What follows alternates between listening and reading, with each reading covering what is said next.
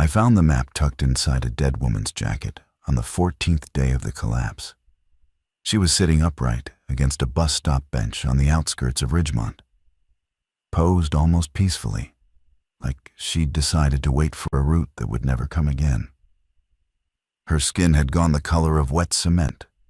No bite marks, no visible trauma, just gone. The way so many went that second week, when exhaustion and dehydration began harvesting the ones the infected hadn't reached yet. I almost walked past her. I'd trained myself to stop seeing bodies by then. You have to. You develop a kind of selective blindness, a survival reflex that edits the dead out of your peripheral vision so your brain doesn't waste processing power on grief. But her left hand was closed around something, and the corner of it, yellowed, hand folded, was poking out between her fingers like a signal flag. I knelt down, pulled gently. Her grip released with a papery sound that made my throat tighten. It was a map, hand-drawn on the back of a restaurant placemat from a diner called Rosie's, which I recognized that it had been on Route 9, about 6 miles south, burned to its foundation now. Someone had taken a ballpoint pen and sketched an intricate network of roads, landmarks, annotations, not just directions. This was a survival route. Supply caches marked with small triangles, water sources circled twice, danger zones filled in with tight cross-hatching, and a final destination circled in heavy ink at the northwest corner, labeled with 2 words that stopped my breathing. Safe shelter. My name is Jonah Bryce. I was 31 years old when the Harmon virus turned the populated world into a graveyard with moving parts. I'd been a land surveyor for the county before the outbreak. Someone who understood terrain, elevation, distance. I could read topographic overlays the way other people read novels. And what I held in my hands was not amateur work. Whoever drew this map understood spatial reasoning. They'd included contour references, approximate scale, even magnetic north deviation. This was drafted by someone who thought like me. I folded the map carefully and placed it in the chest pocket of my field jacket, next to the photograph of my daughter, Lily, that I hadn't been able to look at in 6 days. Then I heard the sound, a wet, rhythmic scraping, like a shovel dragging across asphalt, coming from behind the pharmacy across the street. I dropped low behind the bench and controlled my breathing. 1 1,000, 2 1,000. The scraping grew louder. Through the gap beneath a burned-out sedan, I saw feet. Bare, blackened, the toenails gone. They moved in that signature uneven gait. Not stumbling, not walking, but something horribly in between, as though the body remembered locomotion but had forgotten its purpose. One infected, alone, moving east. I waited 4 full minutes after the sound disappeared before I stood. My hands were trembling, not from fear anymore. That chemical had burned out of my system days ago, from adrenaline debt. My body kept issuing checks my nervous system couldn't cash. I pulled the map out again and oriented it against the landscape. Whoever made this had started their route from a hospital, likely Ridgemont General, about 2 miles behind me. They'd moved northwest in a deliberate zigzag pattern, avoiding the main corridors, threading through residential back roads and creek beds. Smart. The infected clustered around noise and infrastructure. Highways, shopping centers, schools, anywhere humans had gathered in density before the fall. The route would take me through Colton Woods, past the old textile mill, across the Dunmore River Bridge, if it was still standing, and into the Highland Ridge area northwest of the county. 40 miles, maybe more, on foot. I had 9 days of food, a water filter, a crowbar, a handgun with 11 rounds that I'd sworn to use only as a last resort. And now I had a map to a safe shelter drawn by a dead woman whose name I'd never know. I started walking. The sky was the color of bone. By midday, I'd cleared the outer residential ring of Ridgemont and entered the transitional zone in that eerie band between suburb and forest, where cul-de-sacs dissolve into gravel roads, and the tree line takes over like a slow, green tide, reclaiming territory it never truly lost.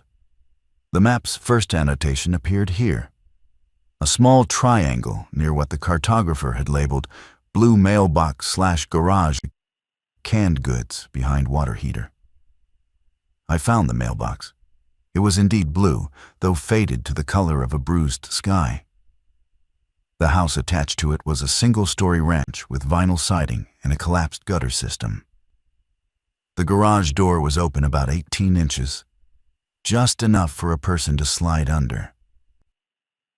I approached with the crowbar raised, listening. No sound from inside.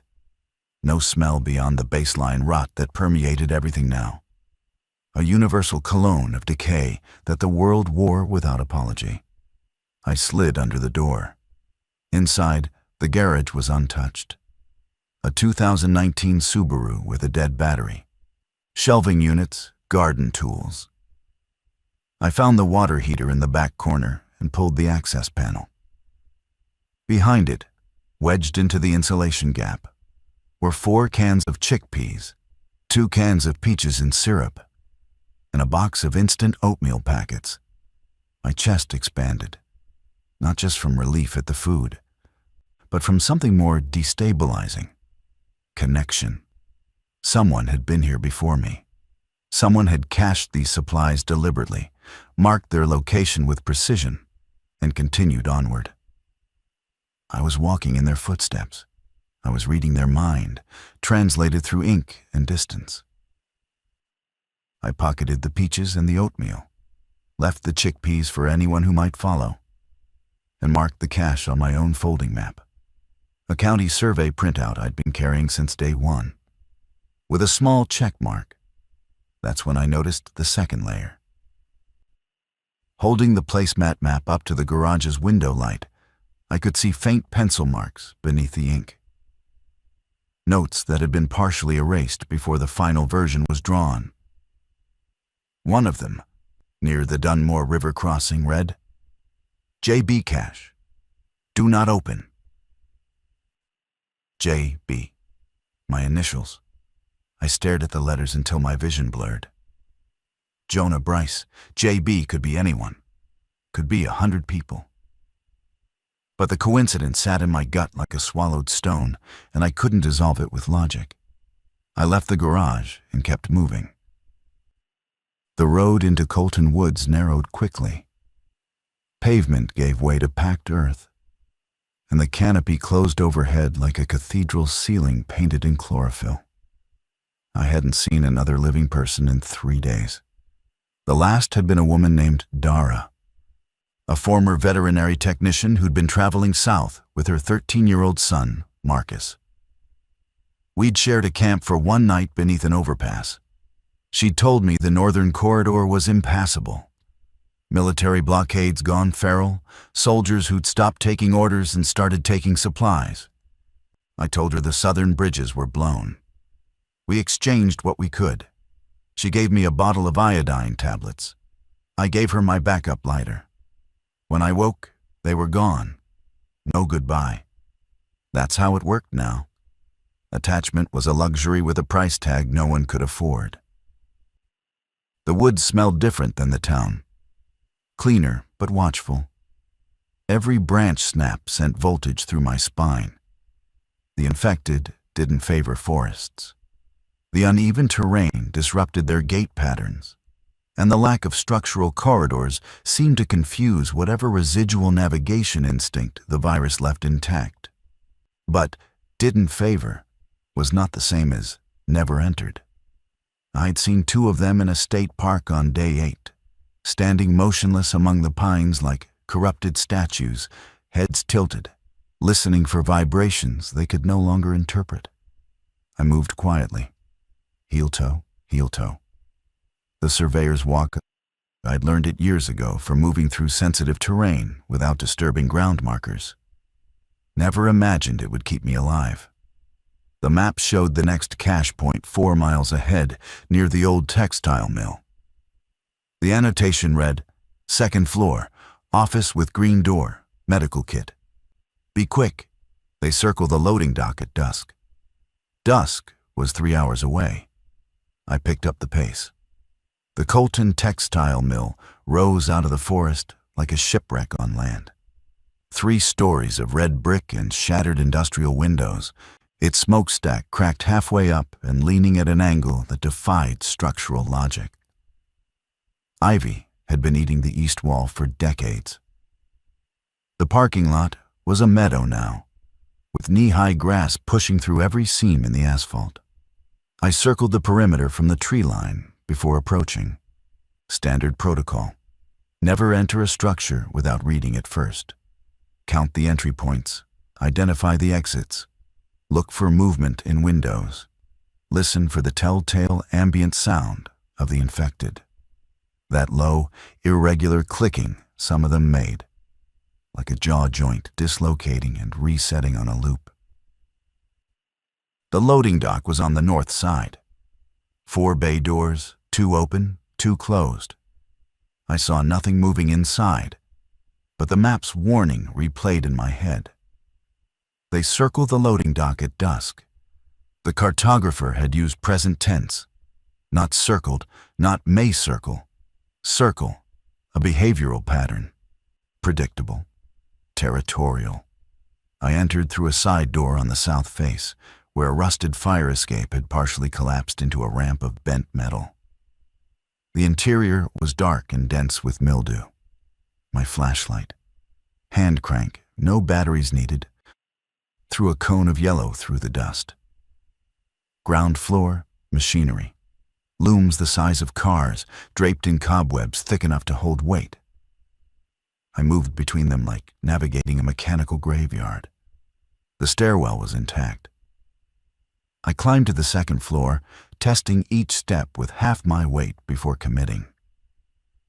The green door was where the map promised. 3rd office on the left, its paint peeling but unmistakably the right shade, like oxidized copper. Inside, the office was small. A metal desk, a filing cabinet, a window overlooking the loading dock. And on the desk, positioned with obvious intention, was a red nylon pouch with a white cross stitched on the front. I opened it. Bandages, antiseptic wipes, a half-used tube of antibiotic ointment, surgical tape, 2 packets of electrolyte powder, and, unexpectedly, a folded note. The handwriting was the same as the map's annotations. Small, precise, engineer's lettering. If you've made it this far, you're careful. Good. The bridge at Dunmore is intact but unstable on the west rail. Cross on the east side. Stay low. There's a group at the Grayfield Farm compound. They trade, but they test newcomers. Bring something useful or don't approach. The shelter is real. I promise. No signature, no date. I sat in the chair behind the desk and let myself breathe for the first time in hours. The stillness of the room felt almost sacred. A pocket of quiet in a world that had replaced silence with threat. Through the window, late afternoon light painted the loading dock in amber. Nothing moved yet. I thought about the cartographer, the woman at the bus stop. Had she drawn this map for herself and never completed the journey? Or had she drawn it for someone else?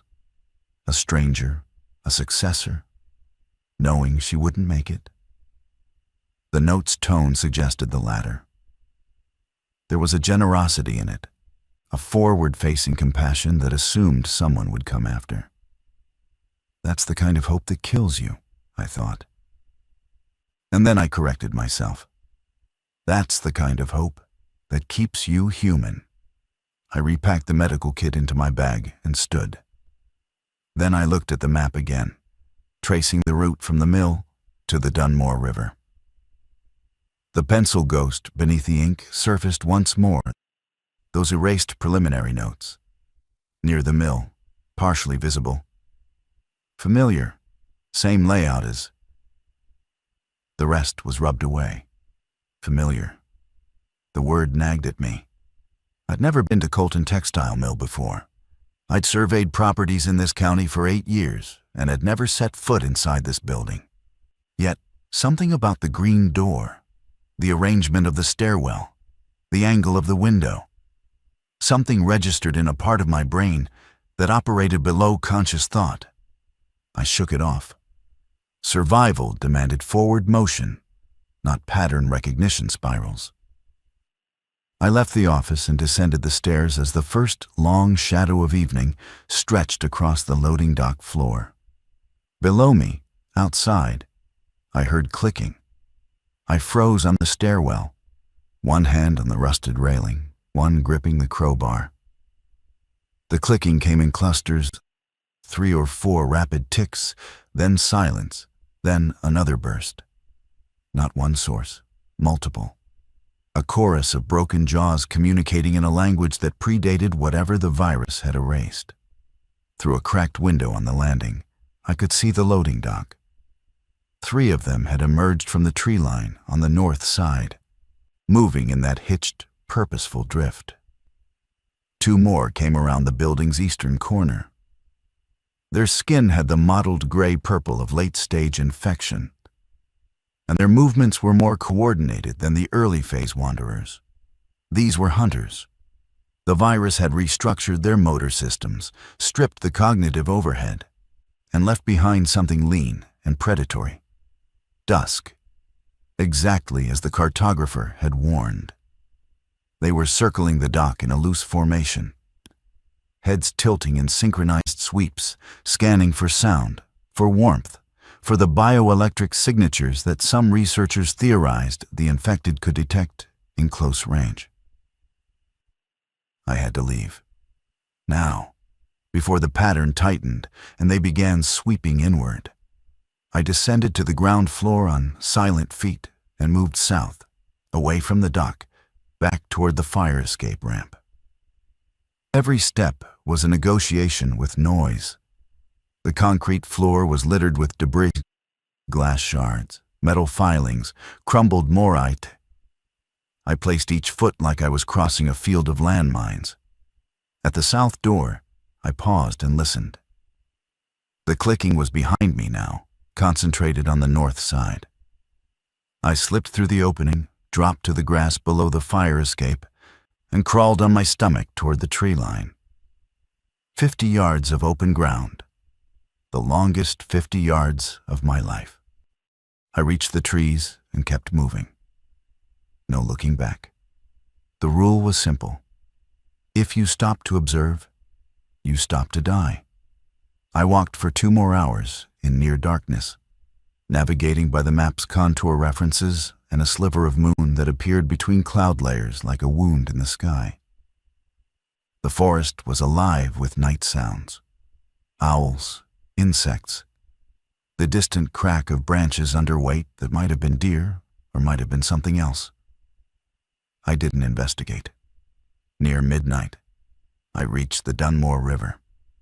It was wider than I expected, 60 feet bank to bank, running fast with spring melt. The bridge was a 2-lane county road span, concrete deck on steel I-beams, built in the 70s and last inspected, according to county records I remembered filing, in 2019. The cartographer's note proved accurate. The west railing was gone entirely, and the deck on that side showed a visible sag, a depression in the concrete that suggested subsurface steel failure. The east side appeared solid, but appeared was doing heavy lifting in that sentence. I tested the deck with my weight. Firm. I crossed in a low crouch, one hand on the east railing, moving steadily. Halfway across, the river roared beneath me, a sound so forceful it vibrated in my sternum. I thought, absurdly, of Lily. She'd been afraid of bridges. At 4 years old, She'd grip my hand with both of hers whenever we crossed one, pressing her face into my hip, trusting me completely to guide her across. I had to stop walking for a moment because the memory hit me with physical force. A blow to the center of my chest that buckled my knees. She was in Portland with her mother when the outbreak started. 1,200 miles away. Communications collapsed on day 3. I'd been trying to go north ever since, but every route funneled me into dead zones. Military cordons, collapsed infrastructure, infected swarm corridors. The map's shelter was northwest, not directly toward Portland, but closer than where I'd been. And if a shelter existed, a real, defensible, supplied shelter, it could be a staging point, a place to regroup, resupply, and plan a longer journey. That was the logic I gave myself. The emotional truth was simpler. I was following the map because it was the only thread of human intention I'd encountered in 2 weeks, and I was terrified of what I'd become without one. I reached the far bank and stepped onto solid ground. The map's next annotation read, Grayfield Farm, 6 miles northwest. Arrive in daylight. They shoot at shadows. I slept in a drainage culvert a quarter-mile past the bridge, wedged into the corrugated metal tube with my pack as a pillow and the crowbar across my chest.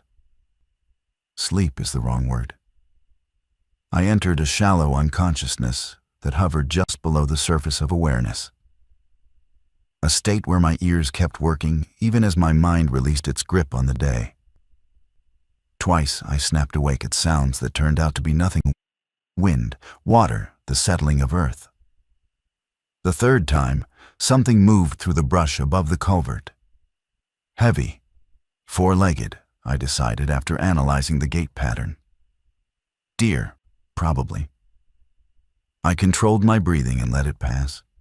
Dawn arrived as a slow gray permission, and I crawled out into a morning that smelled like cold minerals and pine resin. I ate 2 oatmeal packets dry, washing them down with filtered river water, and studied the map in the new light. The route to Grayfield Farm followed a ridgeline trail that the cartographer had marked with small arrows indicating elevation changes. Whoever made this had walked this path. They'd noted a collapsed tree across the trail at one point. Climb over, don't go around. Poison ivy dents on both sides. And a seasonal creek crossing where the rocks were stable enough to hop across without wetting your boots. I found both exactly as described. The fallen tree, the creek, the stable rocks. Each confirmation deepened a sensation I couldn't name. Not trust exactly, but a form of intimacy. I was inside someone else's experience, retracing their decisions, inheriting their caution. The map wasn't just navigation. It was a relationship conducted across time. By mid-morning, the forest thinned and the terrain opened into rolling agricultural land. Fenced pastures gone to seed, a collapsed hay barn, the skeleton of a tractor rusting in a field like a mechanical fossil. And ahead, crowning a low hill, a compound. Grayfield Farm was larger than I expected. A central farmhouse, white clapboard, 2 stories, wraparound porch, flanked by 2 barns, a machine shed, and what appeared to be a greenhouse built from salvaged windows. The entire perimeter was ringed with a fence of stacked vehicles, cars, trucks, even a school bus, creating a wall about 8 feet high. Crude, but effective. Behind the vehicle wall, I could see movement. People, living, uninfected people. I stopped at the edge of the tree line, 300 yards out, and raised my hands. Visible, non-threatening. I waited. It took 4 minutes. A voice, amplified by a bullhorn, cracked across the field. Stop there. State your name and what you're carrying. Jonah Bryce, I called back. I have a medical kit, water filter, and survey maps of the county. I'm alone. Silence. Then, walk forward slowly. Hands stay up. You deviate, we put you down. I walked, hands raised, heart hammering. The distance between the tree line and the vehicle wall was the most exposed I'd been since the outbreak began. If infected emerged from any direction, I'd be caught in open ground with no cover. But I kept walking because the alternative, continued solitude, had begun to feel like a different kind of death. At the gate, a gap between two pickup trucks bridged by a heavy wooden pallet, I was met by two people. A tall woman in her 40s with close-cropped silver hair and a shotgun held with comfortable authority. Beside her, a younger man, maybe 25, lean and watchful, carrying a hunting rifle with a scope that probably cost more than my car had. "I'm Renata," the woman said. "This is Theo. What brings you to Grayfield?" "I'm following a map," I said. "Drawn by someone who came through here. It leads to a shelter northwest of the county." Renata and Theo exchanged a look. Quick, loaded with meaning I couldn't decode. "A map," Renata repeated. "Hand-drawn on a placemat?" My stomach dropped. "You've seen it." "Seen it?" Renata's expression shifted. Not hostile, not welcoming, but something complex and guarded. "Honey, we've seen 3 people come through here following that same map. You're the 4th. Renata led me through the gate and into the compound. Up close, Grayfield Farm was a study in organized desperation. The farmhouse porch had been converted into a triage station. Folding tables covered with sorted medical supplies, a hand wash station rigged from a garden hose and a suspended bucket. The yard between the buildings was packed earth, swept clean, with a fire pit at the center ringed by mismatched chairs. Roughly 20 people moved through the space with the purposeful rhythm of a community that had found its operational tempo. "We've got 31 here," Renata said, walking me toward the farmhouse. 32 with you if you stay. We farm, we fortify. We send scouts south for supplies every 5 days. It works, mostly." "The other 3, I said. "The ones who followed the map. What happened to them?" Renata sat on the porch steps and gestured for me to sit beside her. Theo remained standing, rifle cradled, watching the perimeter with the practiced vigilance of someone who'd learned that safety was a temporary illusion. "First one came through about 10 days ago," Renata said. "Young guy, maybe 19. Terrified. Showed us the map, asked about the shelter. We told him what we tell everyone. We don't know what's out there past the ridge. The map's shelter marking is in territory none of our scouts have reached. He stayed one night and left at dawn." The second? A couple, man and woman, late 30s. They arrived together, both carrying copies of the same map. I stiffened. "Copies? There's more than one?" "Apparently. Theirs were drawn on different paper. One on a gas station receipt, one on the back of a church bulletin. But the route, the annotations, the cache points, identical. Same handwriting. The stone in my gut doubled in mass. Someone had drawn multiple copies of this map and distributed them, placed them where survivors would find them. This wasn't a personal navigation tool. It was a trail of breadcrumbs. Intentional, systematic. Did the couple leave too? After 2 days, they were determined. Said the map had been accurate at every checkpoint, and they trusted it. Renata paused.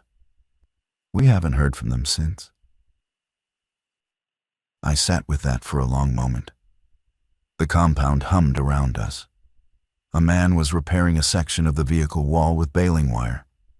2 children, the first I'd seen alive since the outbreak, chased each other around the greenhouse, their laughter so foreign and precious it nearly broke something inside me. "You said you have survey maps," Renata said, studying me with renewed interest. "County maps?" Topographic overlays. I was a land surveyor. I know every parcel in a 50-mile radius. That's useful. Very useful. She leaned forward. We've been blind past the Dunmore River. Our scouts don't cross it. Too exposed, too many infected on the bridge corridor. But if you have terrain knowledge of the Northwest Ridge. I do. I surveyed the Highland parcels 3 years ago. I know the access roads, the water table, the soil composition. If there's a shelter up there, I can narrow down where it would logically be. Renata considered this. Then she stood and extended her hand. Stay tonight. Rest. Eat something that isn't cold oatmeal. Tomorrow, we'll talk about the map with the full group. There are people here who have thoughts about it. I shook her hand. Her grip was firm, calloused, certain. What kind of thoughts? Divided ones. She smiled without warmth. Some think the map is a lifeline. Some think it's a trap. And one person here thinks they know who drew it. She turned and walked into the farmhouse, leaving me on the porch with Theo, who hadn't spoken a single word since the gate. He looked at me with an expression I'd later learn was not hostility, but appraisal.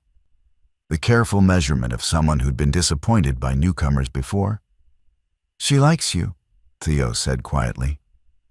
It was the first and only sentence he offered that day. I sat on the porch and watched the children play until the sun fell behind the vehicle wall and the compound settled into its evening routine. Quiet, watchful, almost reverent. I pulled out the map and traced the route with my fingertip. From Grayfield, 15 miles to the shelter. 15 miles through uncharted territory filled with God knows what. And somewhere in that territory, 3 other people who'd followed the same trail were either alive or they weren't.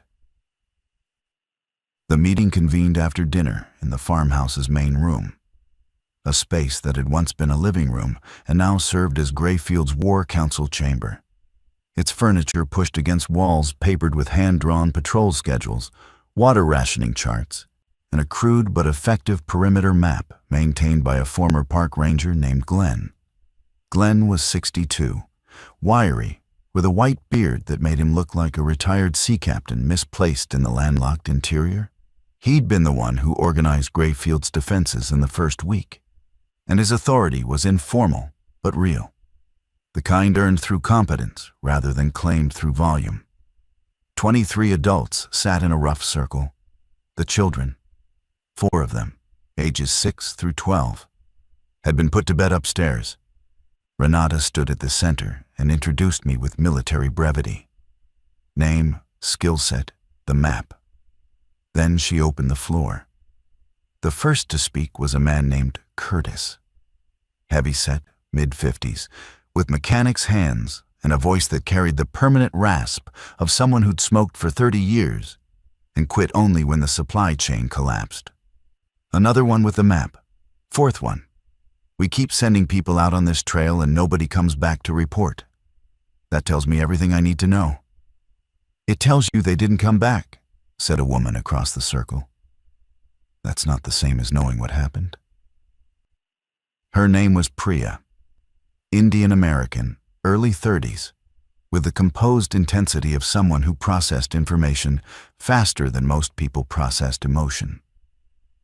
She'd been a data analyst for a logistics company before the outbreak, and she'd become Grayfield's unofficial strategist, the person who modeled resource consumption, projected supply depletion rates, and quietly informed Renata when the math stopped working.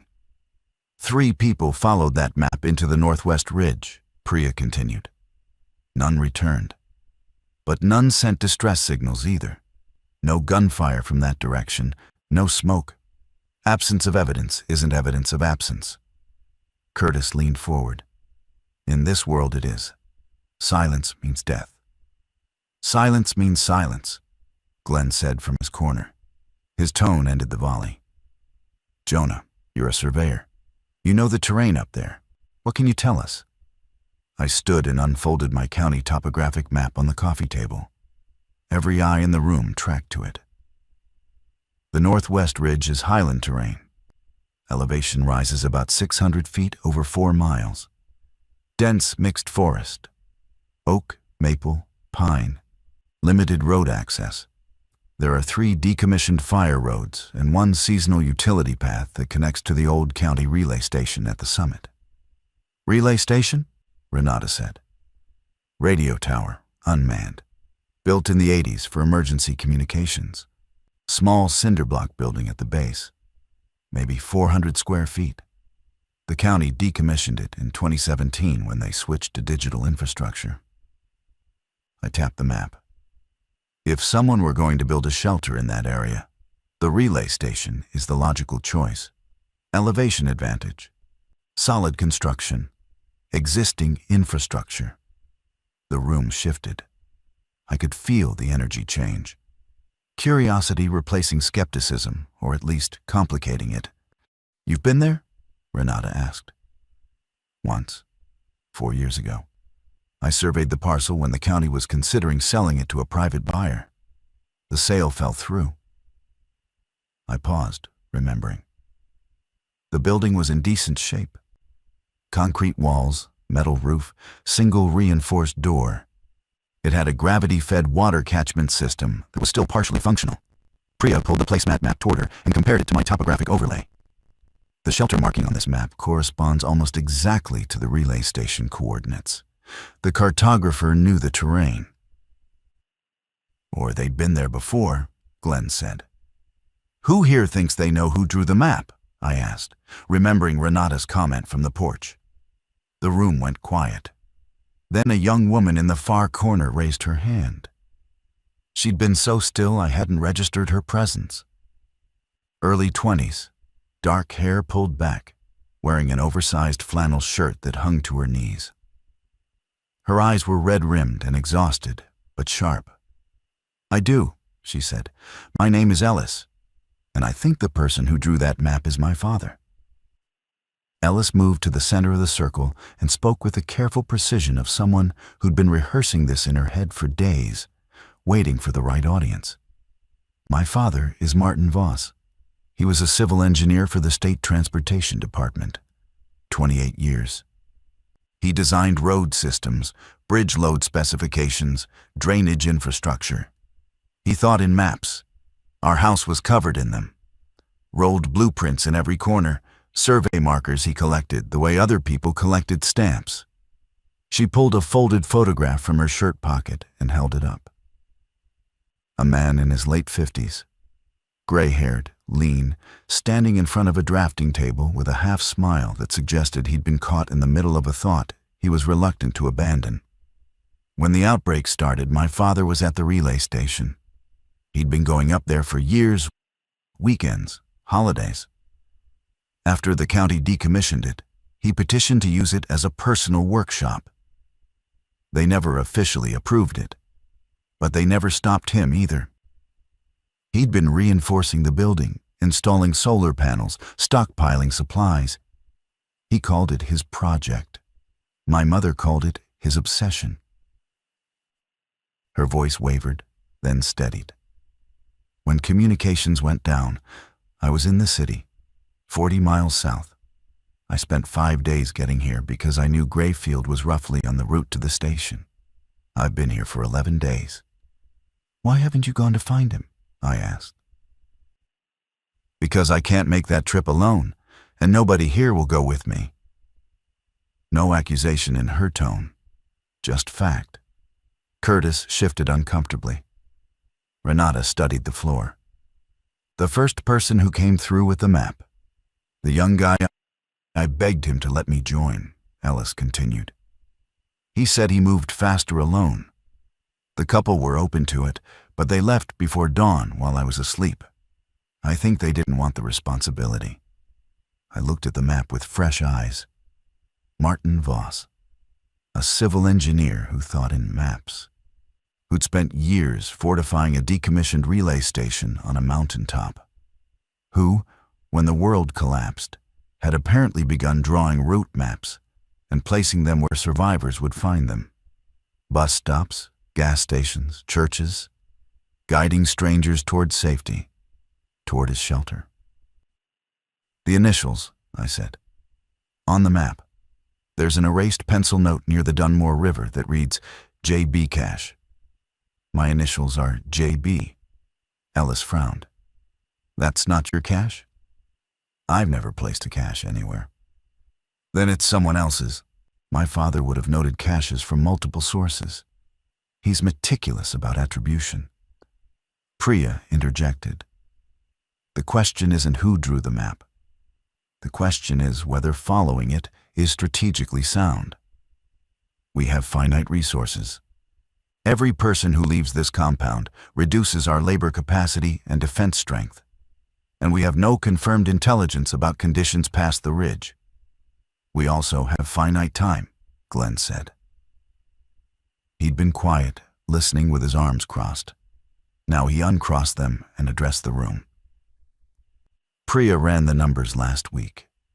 At current consumption rates, our food stores last 43 days. Our southbound supply runs are yielding less each trip. The accessible areas are picked clean. We either expand our range or we start starving in 6 weeks." The room absorbed this. I watched faces process the arithmetic of their survival. "The relay station is on high ground," I said. "If Martin Voss has been fortifying it for years, it could have resources we need. At minimum, it has elevation, a defensible position with sight lines. And if the solar installation is functional, it has power." "If," Curtis said. "Everything you're saying is if. Everything in our lives is if now," Renata said quietly. The debate continued for another hour, voices rising and falling like tides. Fear argued with pragmatism. Caution wrestled hope. By the end, no consensus had formed, but a fragile agreement emerged. A scouting party of 3 would attempt the route to the relay station. If the shelter was viable, they'd return with a report. If not, Grayfield would know what lay northwest and could plan accordingly.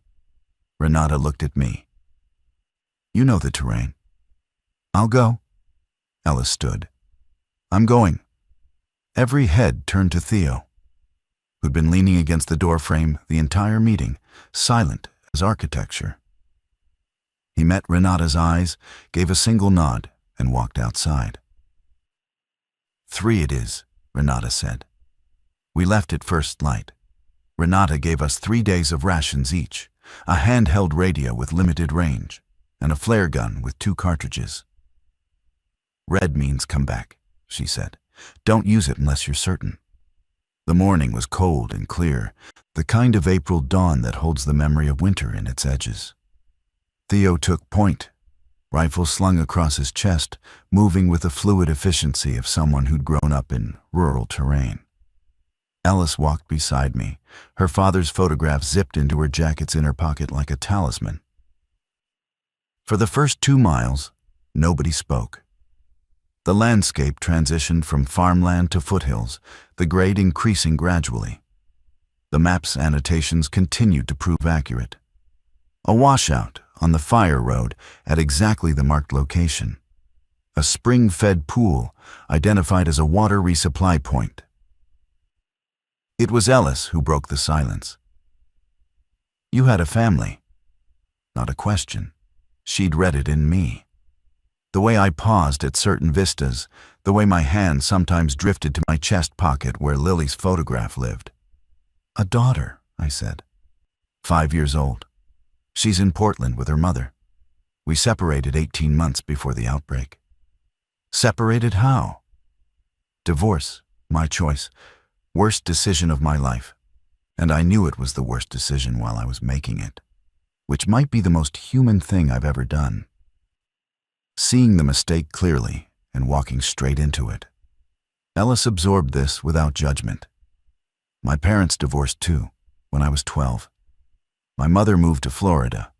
My father stayed and started spending more time at the relay station. I think the building became the thing he could control when everything else fell apart. Theo stopped ahead of us and raised a fist. The military signal for a halt. We froze. He knelt, examined something on the ground, then waved us forward. Boot prints. Fresh. The edges still crisp in the soft earth. 2 sets side by side, heading in our direction of travel. The couple, Ellis whispered. From Grayfield. The prints followed the fire road for another quarter-mile before veering left, off-trail, into dense underbrush. Theo studied the deviation point, then looked at me. They left the mapped route, I said. Something made them divert. Theo pointed silently at the fire road ahead. I looked, and then I understood. About 200 yards further, the road passed through a narrow gap between 2 rock outcroppings, a natural choke point. And in that gap, barely visible in the morning shadow, shapes were standing, motionless, infected, 4 of them, positioned in the gap like sentries, heads tilted in that listening posture. They weren't wandering. They were waiting. Ambush behavior, Theo murmured. It was only the second time I'd heard him speak. His voice was steady, clinical. Late-stage infected developed territorial patterns. They learned choke points. The couple saw them and went around, Ellis reasoned. Which means the couple made it at least this far. I checked the map. The cartographer hadn't marked this obstacle. Either it developed after the map was drawn, or the cartographer had passed through before the infected claimed this position. Both possibilities carried implications I filed away for later analysis. We go around, I said. Follow the couple's detour. They chose to bushwhack for a reason. They found a way past. Theo nodded, and we slipped off the fire road into the trees, following the boot prints through dense vegetation. The going was slow. Branches caught at our clothing. The ground was uneven, pocked with root tangles and hidden depressions. Every step required attention. 20 minutes into the detour, we found a jacket. A woman's windbreaker, navy blue, snagged on a broken branch at shoulder height. One sleeve was torn. No blood. Ellis picked it up and checked the pockets. Empty. She folded it and tied it to her pack without comment, but I caught the tightening around her eyes. The recognition that the people ahead of us were shedding layers, moving fast, possibly fleeing.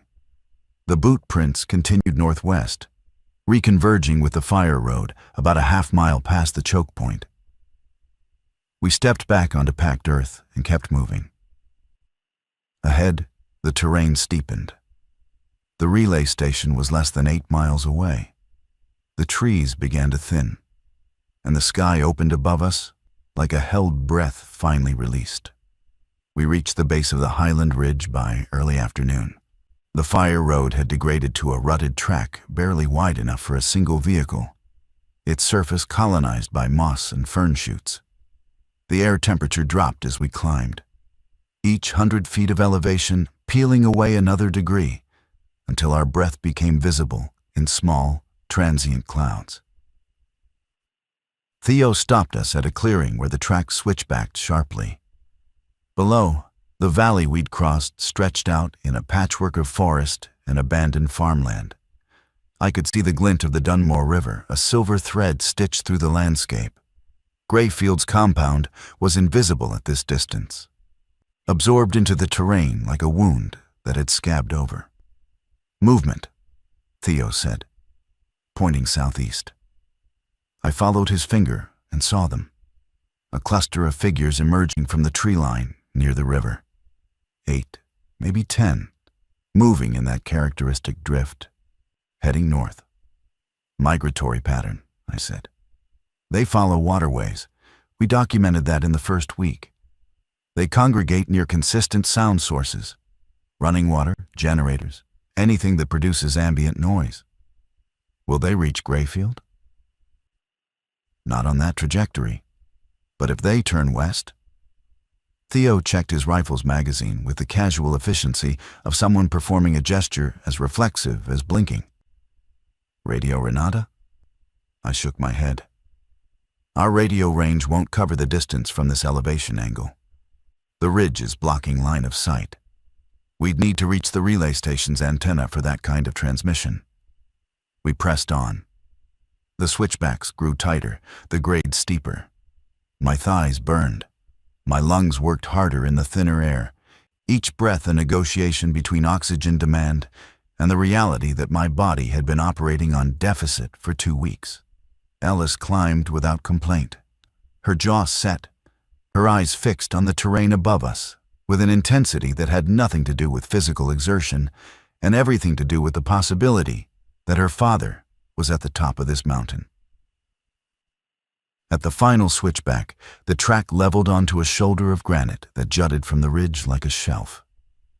And there, nestled against the mountain's upper slope, was the relay station. It was exactly as I remembered, and utterly transformed. The cinder block building was there, its concrete walls intact, its metal roof showing patches of rust, but still sound. The old radio tower rose behind it, a lattice of galvanized steel reaching 60 feet into the sky. But surrounding the original structure, someone had been building. A perimeter wall of stacked stone, not dry stacked, but mortared, built with engineering precision, enclosed an area roughly the size of a basketball court. Inside the wall, I could see a rainwater collection system with multiple barrels, a solar panel array, 6 panels, angled south, mounted on a welded steel frame, a garden bed, recently tilled, dark with composted soil, and a second structure, smaller than the main building, constructed from salvaged lumber and corrugated roofing, a workshop or storage annex. "He built this," Ellis breathed. Her voice cracked on the second word, and she pressed her hand to her mouth. "He actually built this." The compound was silent. No movement, no smoke from the stovepipe that protruded from the main building's roof. The gate in the stone wall, a heavy wooden door reinforced with steel plate, was closed. "Hello?" Ellis called. Her voice echoed off the granite shelf and dispersed into the mountain air. "Dad, it's Ellis. It's me." Nothing. Theo unslung his rifle and approached the gate in tactical posture, scanning the wall's top edge. I moved to the side, crowbar ready, and peered through a narrow gap where 2 stones met imperfectly. Inside, the compound was empty. Tools hung on the workshop's exterior wall in organized rows. A wheelbarrow sat beside the garden bed, half filled with soil. Everything was orderly, maintained, purposeful. But no one was home. Theo tested the gate. It swung inward on oiled hinges, maintained recently enough that no rust impeded the motion. We entered single file, weapons ready, hearts loud. The main building's door was unlocked. I pushed it open and stepped inside. The first thing I saw was a wall of maps, dozens of them, covering every surface. The second thing I saw made my vision swim and my knees lose their certainty. On the far wall, pinned at the center of the map constellation, like the sun in a paper solar system, was a county survey document. My county survey document. My name was on it. Jonah Bryce, land surveyor, County of Ridgemont. Along with my signature, my license number, and the date of the relay station parcel survey I'd conducted 4 years ago. Surrounding it were photocopies of my other surveys. My topographic overlays of the Northwest Ridge, my soil composition analyses, my water table assessments, my road condition reports. Dozens of documents I'd filed with the county over 8 years, all printed, organized, and annotated in that same precise handwriting from the map. Martin Voss had built his shelter using my work. The realization moved through me in waves. He'd accessed county records, public documents freely available, and used my professional surveys as the foundation for his site selection, his infrastructure planning, his water sourcing. Every decision he'd made about this location was informed by data I'd collected. I was the unknowing architect of this place. My measurements, my observations, my professional expertise, translated through a stranger's vision into concrete and stone and survival. "J.B. Cash," I whispered. On the map, it wasn't my cache. It was my data. He was crediting his sources. Ellis was moving through the room, touching surfaces, reading notes. Her composure had fractured into a trembling urgency. Where is he? If he built all this, where did he go? Theo was checking the other rooms. A small bedroom with a cot and sleeping bag, a storage room stacked with canned food and water jugs, a radio room with equipment I recognized as amateur ham gear connected to the tower's antenna. "Place has been occupied recently," he reported. "Food stores are organized by expiration date. Water jugs are full. The sleeping bag still holds body heat shape. Someone was here within the last 48 hours. I returned to the map wall. Below my survey documents, Martin Voss had pinned his placemat maps originals, not the copies he'd distributed. There were 12 of them, each drawn on different scrap material, each depicting the same route with minor variations. He'd drafted and redrafted, refining the path, updating annotations. A progression of cartographic iteration. And at the bottom of the wall, a journal. A hardbound composition notebook, its cover worn soft. I opened it. The first entry was dated 3 weeks before the outbreak. "The station is ready. 6 months of supplies. Water catchment operational. Solar array producing 1.2 kilowatts daily. Perimeter wall complete to specification. I've been called paranoid by everyone I know, and I've made peace with the possibility they're right. But the data suggests otherwise. Viral mutation rates in Southeast Asian bat populations have exceeded predictive models for 4 consecutive quarters. The question isn't if, it's when." He'd predicted it. Not the specific pathogen, but the category of threat. A prepared mind in a prepared place. I skipped ahead to the entries written after the outbreak. Day 6, confirmed. Harman virus, zoonotic origin, neural tropism. Infection rate exceeding any model I ran. I'm safe here, but I can't stay isolated. There are people out there. People who need a route to high ground. I'm drawing maps. I'll place them where survivors will find them. I know the terrain because of the surveys. A man named Jonah Bryce did impeccable work for the county. And his data is the reason I chose this site. If he's alive, I hope he finds his way here. I owe him a debt he doesn't know exists. I closed the journal. My hands were shaking. A man I'd never met had used my work to build a sanctuary, then spent the early days of the apocalypse drawing maps to guide strangers, including, unknowingly, me, to safety. My professional life, which I'd considered mundane, clerical, forgettable, had become the invisible scaffolding of someone else's act of extraordinary compassion. Ellis was reading over my shoulder. When she finished, she sat on the cot and put her face in her hands.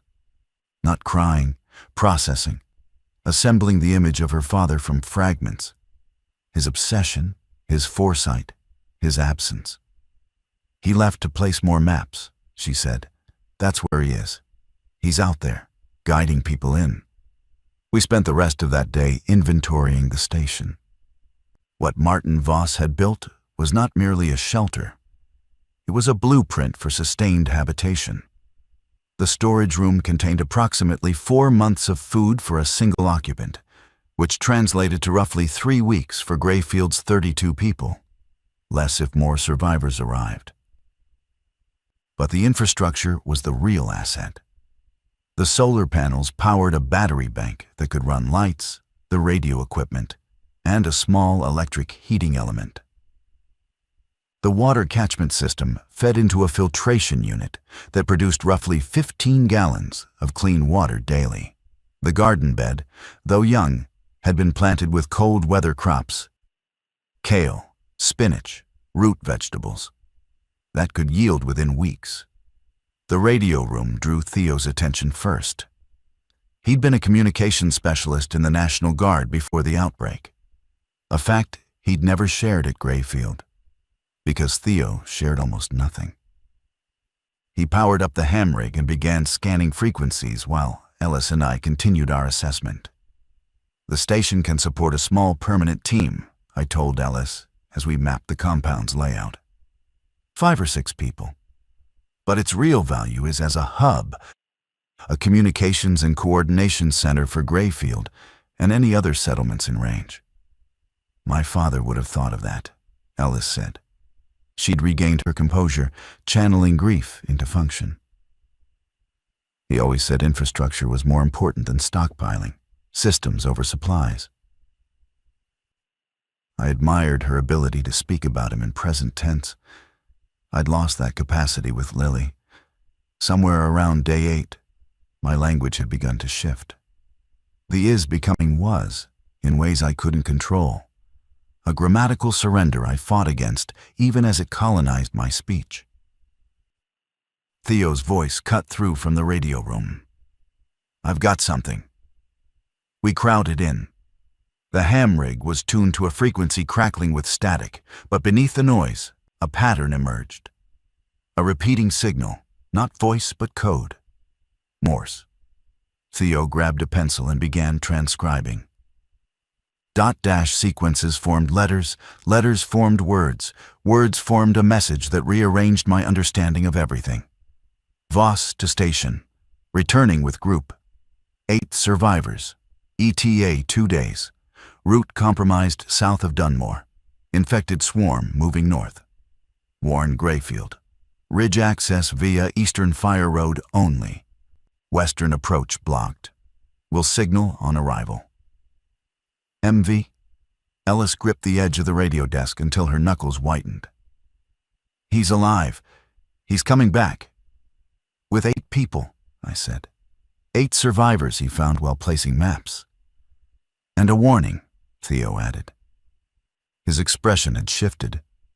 The perpetual assessment replaced by something operational, urgent. Infected swarm moving north. That's the cluster we saw from the switchback, if they're heading toward Grayfield. We need to transmit. I looked at the equipment. Can this rig reach Grayfield's radio? Theo shook his head. Their equipment is a handheld CB. Different frequency, limited range. But if I boost the signal through the tower antenna, I might reach their backup receiver. Glenn set up a long-range unit in the machine shed. He began adjusting the transmitter, his hands moving with the confidence of recovered expertise. I watched a man remember who he'd been before the world simplified him into a silent sentinel with a rifle. While Theo worked, I returned to the main room and studied the map wall. Martin Voss had marked every copy he'd placed with a small red dot on a master chart, a distribution map for his distribution maps. 12 copies, placed at intervals along routes radiating from the relay station like spokes from a hub. Each placement was strategic: high-traffic survivor corridors, water sources, sheltered rest points. He'd studied human movement patterns the way I'd studied terrain, and he'd seeded the landscape with invitations. 12 maps, 4 confirmed followers, including me. How many others had found them and chosen different paths? How many had the maps outlived their finders, like the woman at the bus stop who'd carried hers to the end? The mathematics of compassion in a collapsing world. You send 12 messages, 4 arrive, and you keep sending. Theo reached Glenn on the backup receiver after 40 minutes of frequency adjustment. The connection was fractured, words dropping out, static surging. But the core message transmitted: infected swarm moving north, potential Grayfield approach, advised defensive posture, Relay station viable, returning with assessment. Glenn's response came in broken fragments. Copy, shifting patrols. Curtis wants, evacuate. Your recommendation? Theo looked at me. The question he couldn't ask aloud. Are we recommending Grayfield evacuate 32 people to a mountaintop relay station that can support 6? Tell them to hold position and fortify, I said. The swarm may not reach them, but prepare contingency evacuation route to the ridge via the Eastern Fire Road. We'll prepare the station to receive if necessary. Theo relayed the message. Glenn acknowledged. The radio fell silent. The next 36 hours were the most physically demanding of the entire ordeal. We worked without rest to expand the station's capacity. Theo reinforced the perimeter wall at its weakest points. Ellis organized the supply stores and expanded the water collection with additional containers she found in the workshop.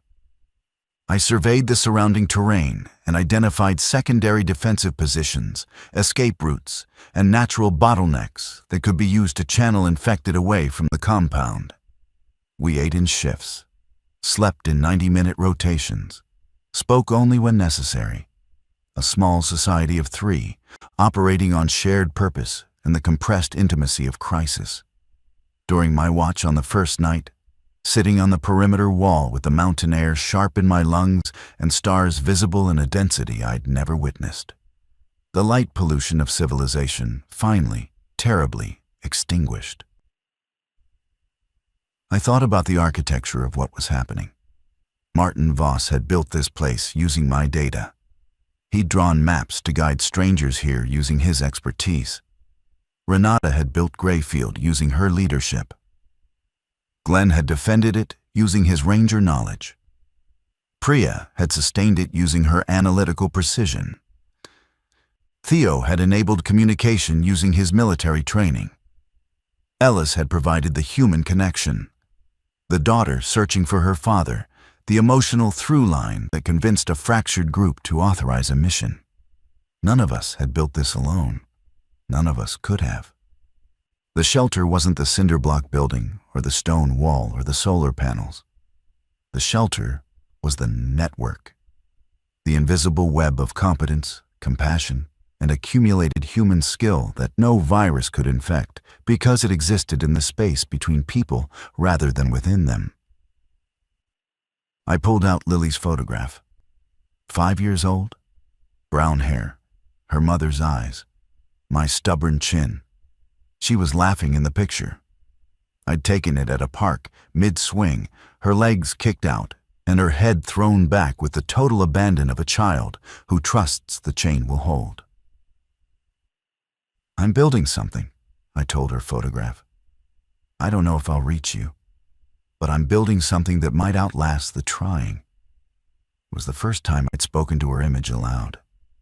It felt like prayer, not to a deity, but to the future, which I'd stopped believing in until a dead woman's map led me to a living man's hope. On the second morning, Theo's radio crackled. A new signal, closer, on the frequency Martin Voss had used. Voss to station, Eastern Fire Road. 6 miles out, all 8 alive. Moving slow, 2 injured, need medical support at gate. Ellis was already running before the message finished. Theo caught her arm, gently, the first tender gesture I'd seen from him, and spoke firmly. We go together, prepared, not running. She stopped, breathed, nodded. We gathered medical supplies, water, and the stretcher improvised from a door and 2 broom handles that I'd assembled the previous day. Then we descended the Eastern Fire Road in formation. Theo on point, Ellis in the middle, me at the rear, moving toward the man who'd drawn a map that led me in a circle I was only beginning to understand. The morning light through the trees fell in columns, like the architecture of a cathedral built by accident and time. We found them 2 miles down the Eastern Fire Road. Martin Voss was smaller than his photograph suggested. 5'8", thin, with wire-rimmed glasses held together at the bridge with electrical tape. He moved at the front of his group with the deliberate gait of someone managing pain he refused to advertise. Behind him, 8 survivors in various states of exhaustion formed a loose column. 2 were being supported by others: a teenage boy with a splinted leg and an older woman whose bandaged arm suggested a wound I didn't want to speculate about without examination. Ellis stopped walking when she saw him, just stopped, mid-stride, as though the ground had locked around her feet. Martin looked up the road, squinting against the morning sun, and when recognition reached him, his careful composure dissolved. His face crumbled. He pressed his hand over his eyes and stood still, shaking, while his group parted around him like water around a stone. "Dad," Ellis said. Just the one word. Then she was moving. And then they were holding each other in the middle of a fire road on a mountain in the middle of the end of the world. And Theo and I stood at a respectful distance and let the moment exist without witness. When they separated, Martin looked at me. His eyes were red but focused. "You're Jonah Bryce. How did you?" "Your survey markers. I passed 3 of them on the eastern approach. Bronze caps stamped JB, set in concrete. Your work. I've been walking on your work for years." He extended his hand. "I used your data to build the station. I owe you more than I can articulate." I shook his hand. His grip was precise, calibrated. An engineer's handshake. "You drew maps to guide strangers to safety. I think we're even. We're not even close to even. But we're alive. That's a start." Theo was already assessing the injured. The boy's leg was a clean fracture. Painful, but manageable, with proper splinting and rest. The woman's arm was more concerning. A deep laceration, not from an infected, but from a fall on jagged metal. Theo cleaned and redressed it with supplies from our medical kit, his movements efficient and practiced, revealing yet another hidden layer of competence in a man who communicated primarily through silence. We escorted the group up the fire road to the station. Martin walked beside me, and in that walk, he told me the compressed story of his last 2 weeks. He'd left the station on day 5 to place maps along the southern corridor. He'd encountered survivors at 3 separate locations: a family of 4 in a church basement, a pair of nurses from a collapsed field hospital, a retired firefighter traveling alone, and the teenage boy who'd been hiding in a drainage pipe and hadn't spoken since. Martin had gathered them, guided them, shared his supplies, and navigated them north through terrain that was rapidly being claimed by infected migration patterns. "The southern routes are closing," he said. "The swarms are consolidating. Within a month, everything below the river will be saturated. High ground isn't just an advantage anymore. It's a necessity." "Grayfield has 32 people," I said. "They can't stay." "I know. I've been thinking about this since I left. The station can't hold 32, but the ridge can.